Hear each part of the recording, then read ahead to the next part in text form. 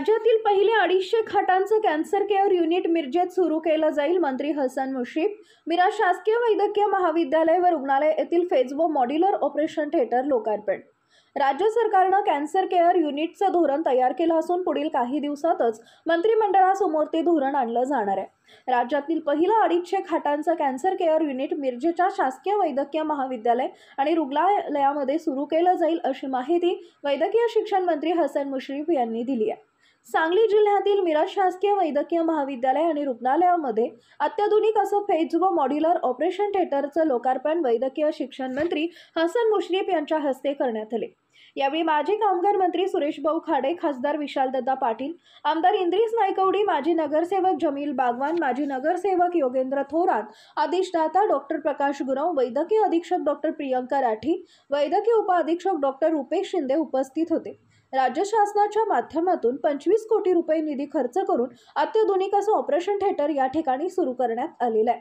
मिरजेत super speciality hospital उभा करण्याबाबतचा प्रस्ताव केंद्र सरकारकडे पाठवण्यात आलेला आहे.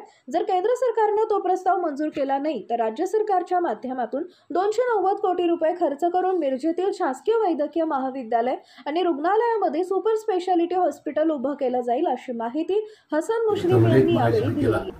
पालकमंत्री चंद्रकांत दादा पाटील आहेत, त्यांनाही मी बोलेन.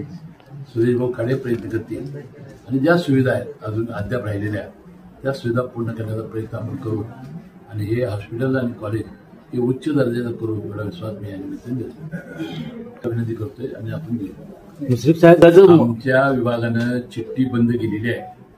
मी आणि पुन्हा त्यांना सूचना देईन, चिठ्ठ्या नाही. 30% आपल्याला जो बजेट येते ते आम्ही पूर्णपणे डीनला देतो. डीनना आम्ही त्याचे अधिकार दिलेले आहेत. डीपीडीसीला जे निधी येतो ते औषध खरेदीचे अधिकार जिल्हाधिकाऱ्यांनी डीननी करायचे आहेत. त्याशिवाय महात्मा फुले जीवन दायित्व जो पैसा येतो पीएल अकाउंटवर ते सुद्धा अधिकार त्यांना दिलेले आहेत.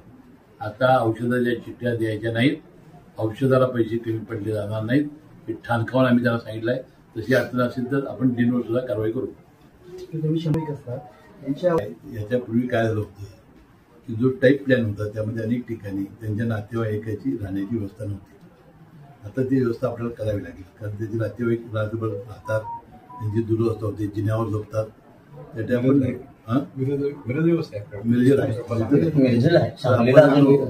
आपण करण्याचा प्रयत्न कोरोना काळामध्ये नाही. मी सगळ्यांनाच आम्ही SOP दिलेली आहे ना, त्यासाठी वेगळे बेड तुम्ही तयार करा.